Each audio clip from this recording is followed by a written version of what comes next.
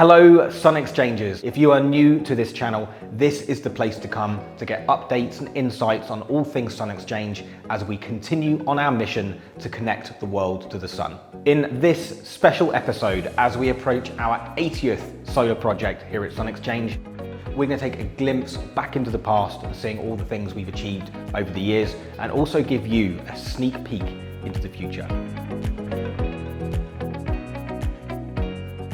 Back in 2015, in the midst of a climate crisis, energy costs here in South Africa were spiraling out of control. Expensive debt and an unproven solar market was making it impossible for farms, schools and retirement homes to access the benefits of solar energy. So we set out to create Sun Exchange, a platform that connects the millions of people around the world that want to invest into solar power to deploy clean energy into emerging markets. But one thing that can give us all hope for the future is to reflect on the achievements that we have achieved together through Sun Exchange. Together, we have completed 75 solar project crowd sales, including 32 schools and 11 retirement homes. Collectively, we have now avoided over 18,000 tons of CO2 from being emitted. This is from nearly 8 megawatts of solar cells. That's 2 million solar cells now installed through Sun Exchange. That would be a surface area equivalent to more than 5 soccer pitches. That is a lot of solar. Sun Exchange members have now collectively earned over 20 million Rand, or over $1 million US, through the provision of clean energy through Sun Exchange, and over 90% of those rental payments have been paid on time.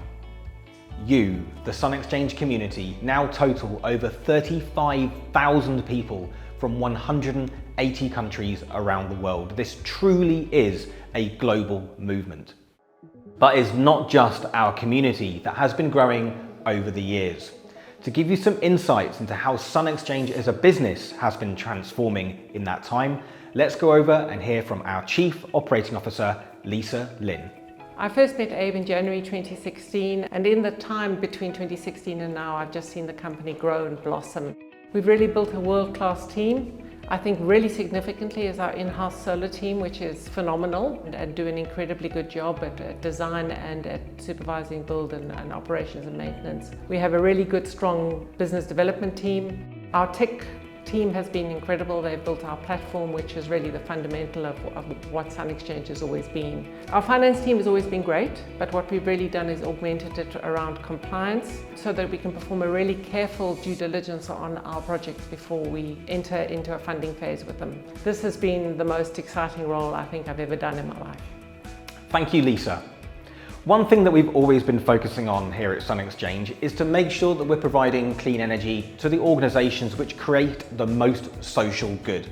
That's those who educate, those who provide care, those who keep food on the table, and those that provide jobs.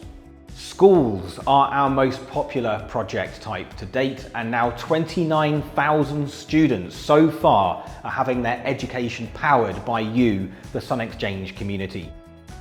The cost savings these schools are benefiting from are being used to fund bursaries, build classrooms, improve facilities, and purchase much needed educational equipment.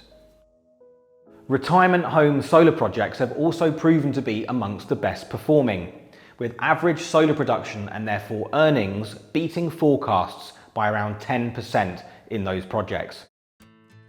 Amongst our community is a new type of solar cell buyer, who are not just purchasing but donating solar cells to connect even more solar projects to the sun.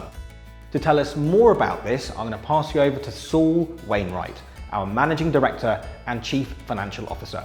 Over to you, Saul. Over the past few years, we have seen growing interest in Sun Exchange from businesses and charities around the world. We currently have over 100 institutions involved with Sun Exchange. These corporate buyers are looking at deploying their ESG funds and other sustainability-oriented funds. And Sun Exchange, working closely with corporate partners around the world, is increasing the ability for these businesses to help South Africans on a day-to-day basis. So if you can say anything about our ever-growing and diverse Sun Exchange community, is that you have all been very productive over the years so far. But what is next for Sun Exchange? Well, to hear more about what to expect from us in the future, let's head back to our Chief Financial Officer, Saul Wainwright. The future of Sun Exchange is bright. We foresee ourselves expanding across multiple countries beyond the borders of South Africa and increasing our global funding community. Not only do we hope to obtain more retail customers in more countries around the world, but we look forward to working closer with our corporate and charity partners as we grow and deploy more solar power across the African continent. Thank you all so very much for doing your part and making use of the platform that we built for you. I now would like to give the final word of this birthday special video to some of the students, residents and other beneficiaries of the solar projects that you are solar powering. Dat Sun Exchange dit 'n globale projek maak is baie hartroerend omdat ons regtig nou moet saam staan om 'n verskil te maak om vir ons 'n toekoms te waarborg. We generate energy through means that are not sustainable. It's reaching the point where it is a price that we cannot afford to pay any longer. The Sun Exchange solution makes solar energy for us possible. In South Africa, there's a term referred to as ubuntu, meaning togetherness and sense of community. In order for it to happen, there has to be people coming together, combining as one and going forward in a common direction. Why should we poison our environment with other methods? We are blessed in South Africa to have a lot of sun, and that other people around the world care about us and want to help us. I think that is just great, that we realize we are not on an island. Everywhere in the world we can be connected.